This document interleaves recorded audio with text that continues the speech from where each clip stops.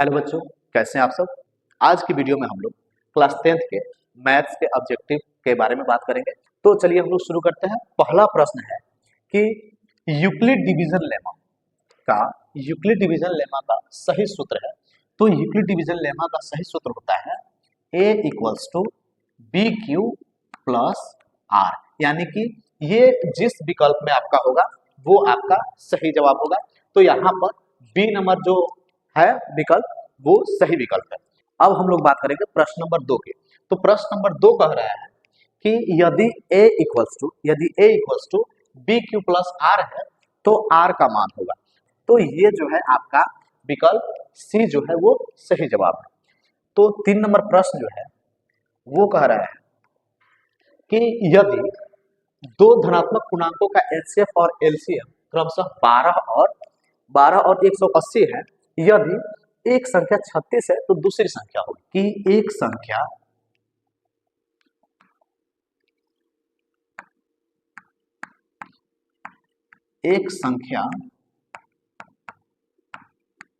गुने दूसरी संख्या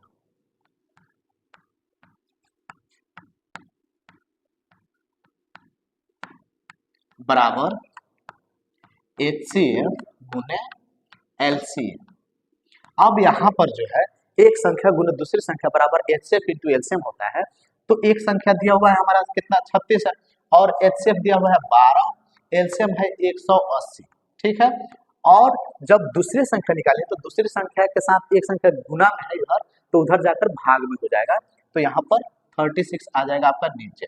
36 से अगर कटाते हैं 180 को तो ये 5 बार में कट जाएगा और 12 बचे हो जाएगा 60। तो इसका सही जवाब होगा 60, यानी कि ये आपका सही उत्तर है। अब हम लोग बात करते हैं प्रश्न नंबर 4 की। प्रश्न नंबर 4 जो है वो कहता है कि यदि दो संख्याएं परस्पर अभाज्य है यानी कि को प्राइम हो तो उनका एचसीएफ होगा।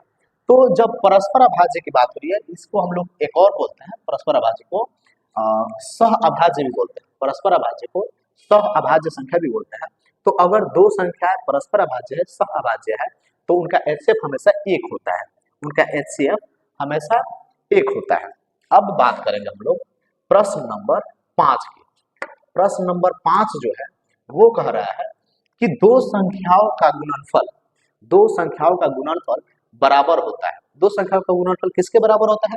तो उनके एचसीएफ और एलसीएम के गुणनफल के बराबर। तो एचसीएफ और एलसीएम के गुणनफल के बराबर होता है। अब बात करेंगे हम लोग प्रश्न नंबर 6 की।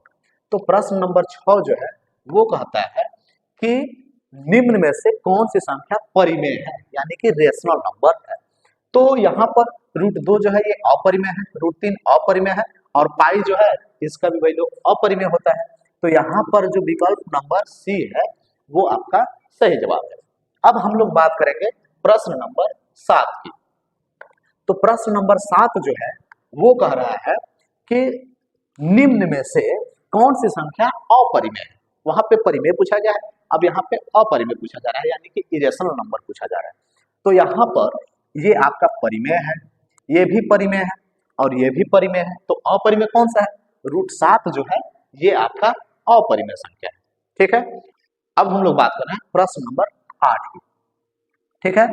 तो प्रश्न नंबर 8 जो है वो कह रहा है कि समाप्त दशमलव का उदाहरण है, समाप्त दशमलव का यानी कि टर्मिनेटिंग डेसिमल का उदाहरण है। तो यहाँ पर जो है ये आपका नॉन टर्मिनेटिंग है, ये समाप्त नहीं है। ये जो है ये भी नॉन टर्मिनेटिंग है, ये भी समाप्त नहीं है, ये भी समाप्त नहीं है। यहाँ पर जो ये नंबर दिख रहा है ये समाप्त दशमलव है। प्रश्न नंबर अब 9 का बात करते हैं। प्रश्न नंबर 9 जो है वो कह रहा है कि अपरिमेय संख्या का दशमलव रूप होता है। अपरिमेय संख्या का दशमलव रूप हमेशा से असमाप्त और अनावर्ती होता है। ये याद रखिएगा कि अपरिमेय संख्या जो होता है उसका दशमलव रूप असमाप्त और अनावर्ती होता है। अब हम लोग बात करेंगे प्रश्न नंबर 10 की। तो प्रश्न नंबर 10 जो है वो कह रहा है कि यदि किसी परिमेय संख्या के हर में केवल 2 और 5 के गुणनखंड हो तो उनका दशमलव रूप होगा। तो ये बात याद रखिएगा कि किसी भी संख्या के जब डिनोमिनेटर के रूप में सिर्फ 2 और 5 के गुणनखंड के रूप में हो, 2 और 5, तो वो संख्या हमेशा समाप्त होगी, ठीक है। अब बात करेंगे हम लोग प्रश्न नंबर 11 की। तो प्रश्न नंबर 11 जो है वो कह रहा है कि निम्न में से कौन सी संख्या पूर्ण वर्ग नहीं है। निम्न में से कौन सी संख्या पूर्ण वर्ग नहीं है। तो अगर हम बात करें 36 का, तो 36 जो है उसको हम लोग 2 गुने 2 गुने 3 गुने 3 के रूप में हम लोग लिख सकते हैं। ठीक है, तो ये आपका ये दोनों जोड़ा में है यानी कि ये वर्ग है। वहीं अगर बात करें 49 यानी कि 49 का, तो 7 गुने 7 लिखते हैं। तो ये दोनों जो है 7 भी जोड़ा में पेयर में है, तो ये भी आपका पूर्ण वर्ग है। अगर 81 का बात करें तो ये होता है 3 तिहाई 9, 9 तिरिका 27 और 27 तिरिका 81, ये भी पेयर में है, ये भी जोड़ा में है, तो ये भी पूर्ण वर्ग है। 50 अगर हम देखते हैं तो इसको करते हैं 2 पचे 10 और 10 पचे 50, ये दोनों जोड़ा में है लेकिन इसका जोड़ा नहीं है, यानी कि ये जो संख्या है ये पूर्ण वर्ग नहीं है। अब हम लोग बात करेंगे प्रश्न नंबर 12 की। ठीक है, तो प्रश्न नंबर 12 जो है वो कह रहा है कि दो संख्याओं का एलसीएम और एचसीएफ 10 है, यदि एक संख्या 40 है तो दूसरी संख्या होगी।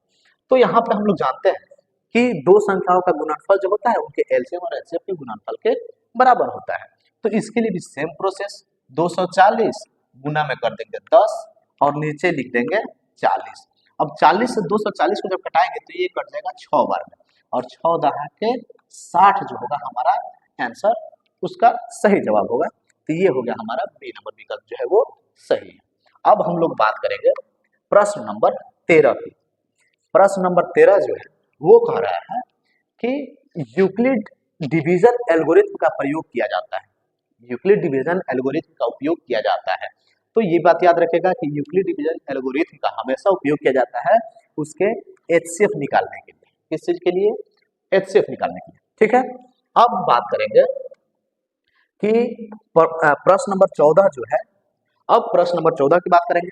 तो प्रश्न नंबर 14 बोल रहा है निम्न में से कौन सी संख्या अपरिमेय नहीं है, यानी कि ये कह रहा है कि अपरिमेय नहीं है। तो वहां बात करेंगे तो √5 जो है ये अपरिमेय है, पाई जो है ये अपरिमेय है, √11 जो है ये अपरिमेय है, यानी कि 7/9 जो है वो आपका अपरिमेय नहीं है। ठीक है, तो आज की वीडियो यहीं पे समाप्त करते हैं। अगर वीडियो अच्छा लगा हो तो आप लोग वीडियो को लाइक कीजिएगा।